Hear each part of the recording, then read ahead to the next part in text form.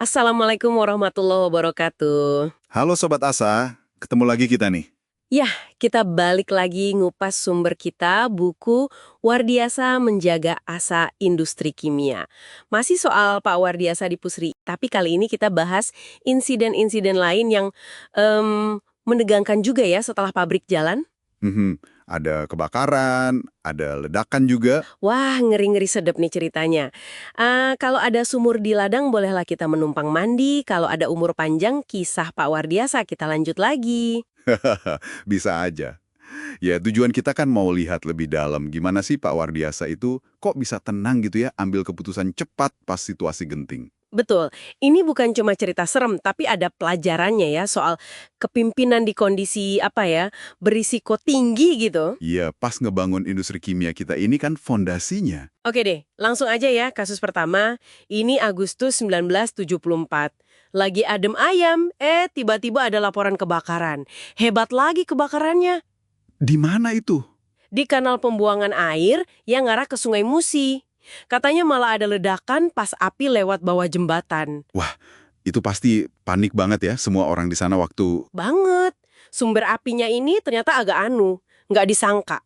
Pertamina lagi ada kerjaan. Pigging katanya. Oh, pigging itu yang buat, bersihin pipa gas mereka ya? Iya kayak gitulah. Tapi kayaknya kurang koordinasi sama Pusri. Akibatnya ada cairan, katanya sih mirip LPG cair, jumlahnya banyak, meluap dari knockout drumnya Pusri. Tunggu, knockout drum itu apa fungsinya kok bisa meluap? Itu semacam tangki pemisah gitu ya, buat misahin cairan dari gas sebelum gasnya diukur. Nah, mungkin karena aliran dari Pertamina kegedean, tangki ini nggak nampung. Cairannya luber ke kanal. Terus, kok bisa jadi api? Nah, sialnya ini. Ada nelayan, buang puntung rokok, kena deh cairan itu, langsung nyamber apinya. Ya ampun. Terus, di tengah panik gitu, Pak Wardiasa gimana? Nah, ini nih yang penting. Beliau langsung perintahin, stop aliran cairan yang meluber itu. Drainnya ditutup. Padahal beliau tahu konsekuensinya knockout drum peluh, pabrik bakal shutdown, mati total. Wih, kenapa kan? Kan pabrik jadi berhenti. Tujuannya yaitu mencegah api nggak merambat balik. Kalau sampai apinya masuk ke gas metering station, wah, Oh, pusat kontrol gas utamanya itu ya? iya, kalau itu meledak, bisa-bisa seluruh kompleks Pusri hancur lebur. Jadi, ya mending pabrik shutdown 4 hari daripada bencana lebih besar. Keputusan yang berat tapi tepat ya. Prioritasnya jelas banget keselamatan. Pelajaran soal koordinasi juga nih jadinya. Betul banget. Nah, lanjut ya. Insiden berikutnya, ini sumbernya internal. Dan penyebabnya agak unik nih. Tangki penyimpanan amoniak meledak pas lagi performance test pula. Ah, meledak pas dites. Kok bisa? Ini nih, gara-gara kombinasi.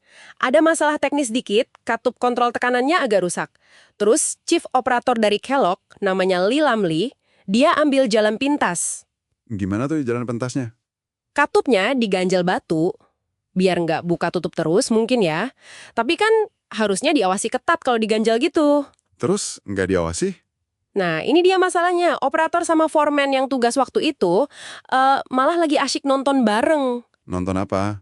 Siaran tinju legendaris Muhammad Ali lawan Joe Frazier. Jadi, ya gitu deh, pengawasan jadi kendor banget. Aduh, gara-gara nak menobar ya, akibatnya? Ya, akibatnya amonia panas yang tekanannya tinggi dari proses produksi itu masuk terus ke tangki penyimpanan. Nggak ada kontrol. Tangkinya kan nggak didesain buat suhu sama tekanan setinggi itu. Akhirnya ya jebol, bagian atasnya robek gede, split katanya. Astaga. Terus gimana itu tangki yang rusak? Rugi dong Pusri. Untungnya, ini kejadian pas masih masa garansi dan supervisi Kellogg. Ada lawyer Pusri, Carl Slater, pinter dia. Dia pakai bukti prosedur ganjal katup yang nggak standar itu buat ngeklaim penggantian tangki ke Kellogg. Oh, jadi Kellogg yang ganti? Iya, jadi Pusri nggak rugi uang. Tapi Pak Wardiasa tetap tegas. Karyawan yang lalai itu ya tetap kena sanksi. Dikasih warning slip, soalnya kan bahaya banget kelalaian begitu. Bener juga sih. Kelalaian kecil bisa fatal akibatnya ya.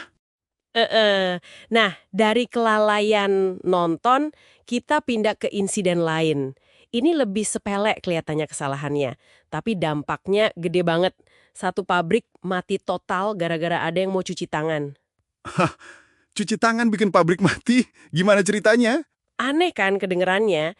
Jadi ada mekanik, tangannya kotor oli. Biasa kan di bengkel bersihinnya pakai semprotan angin kompresor. Iya ya, sering lihat gitu. Nah, dia mau nyemprot tangannya, tapi salah puter keran.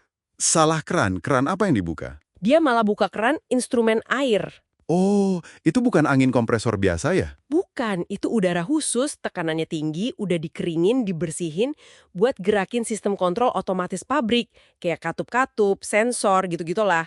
Nah, karena keran sumbernya dibuka bebas, tekanan di seluruh jaringan instrumen air langsung drop, anjlok banget. Wah, terus dampaknya apa ke pabrik? Ya mati semua sistem kontrolnya. Katup-katup penting jadi nggak beraturan. Bisa nutup sendiri, buka sendiri, listrik keganggu. Ujung-ujungnya ya seluruh pabrik blackout, mati total. Waduh, terus gimana cara nyari siapa yang salah puter keran itu? Pasti pada takut ngaku kan? Nah, ini cara Pak Wardiasa beda. Beliau nggak pakai ngancem atau investigasi formal yang bikin tegang. Mekanik yang tugas hari itu dipanggil satu-satu, diajak ngobrol baik-baik sama beliau. Ditanyain, ada kesulitan nggak, ada salah apa, gitu. Pendekatan personal gitu ya? Iya, berhasil loh. Akhirnya ada yang jujur ngaku. Dari situ langsung jadi pelajaran. Keran-keran penting kayak instrumen air itu langsung dikasih tanda khusus, dikasih pengaman tambahan. Wah, keren juga ya cara pendekatannya. Jadi nggak cuma nyari salah tapi juga solusi ya? Betul. Nah, selain insiden teknis sama human error tadi, ada juga situasi rawan lain kan ya? Misalnya nih, pasca 1965 itu kan suasana masih agak gimana gitu ya. Pernah ruang kontrol pabrik urea itu nyaris ditembak tentara yang jaga. Loh, kenapa? Gara-gara tentara itu panik. Nyium bau amonia nyengat di dalam ruang kontrol yang kedap udara. Dikira ada sabotase atau apa gitu, padahal mungkin cuma bocor dikit aja. Waduh, terus gimana? Ya dijelasin lah. Sejak itu edukasi ditingkatin. Kalau nyium bau amonia, tutup hidung mulut pakai handuk basah. Pak Wardiasa malah sampai bercanda ke warga sekitar. Katanya bau amonia itu kayak bau uang baru. Biar pada inget dampak positif ekonomi pabriknya ya. Mungkin gitu ya. Tapi ada juga kan tragedi yang beneran kejadian. Iya, ada yang menyedihkan juga. Kayak insiden tabung amonia gede banget jatuh di dermaga. Selingnya putus, 3 pekerja meninggal dunia. Ya Allah, itu pasti berat banget ya. Berat banget. Kejadian serius ini. Pak Wardiasa harus langsung kontak Pangdam Sriwijaya waktu itu, Jenderal Trit Sutrisno, buat koordinasi penanganannya. Ini nunjukin risikonya memang kompleks banget. Dari semua cerita ini, jadi makin kelihatan ya Sobat Asa, benang merahnya itu ya komitmen Pak Wardiasa keselamatan. Safety first, itu harga mati kayaknya buat beliau. Tepat sekali. Kelihatan banget kan tantangannya macam-macam. Ada masalah teknis yang nggak diduga, ada kelalaian manusia gara-gara hal sepele kayak nonton tinju, atau salah puter keran. Ada faktor luar, sampai kecelakaan fatal. Kunci suksesnya berarti apa nih? Iya itu tadi, kombinasi. Tenang pas ambil keputusan di bawah tekanan. Ngerti banget teknisnya, kepemimpinannya juga luas ya, bisa tegas tapi bisa juga ngajak ngobrol personal. Dan yang paling utama yaitu, prioritas nomor 1 itu keselamatan operasi. Iya ya, kalau dipikir-pikir, ngelihat semua insiden ini, jadi kebayang ya Sobat Asa, tipis banget ya batasnya antara sukses bangun industri gede sama amit-amit bencana. Betul, ini mungkin bisa jadi bahan renungan kita juga nih Sobat Asa. Selain soal teknis dan manajerial, kira-kira aspek psikologis atau budaya keselamatan, kayak apa sih yang paling penting dibangun di tempat kerja yang risikonya tinggi kayak gini? Wah, pertanyaan bagus tuh buat dipikirin. Oke deh Sobat Asa, jangan kemana-mana dulu ya. Tetap bareng kita, karena kita pasti balik lagi dengan topik-topik lain yang nggak kalah unik dan menarik. Sampai ketemu lagi di pembahasan berikutnya ya. Assalamualaikum warahmatullahi wabarakatuh. Waalaikumsalam warahmatullahi wabarakatuh.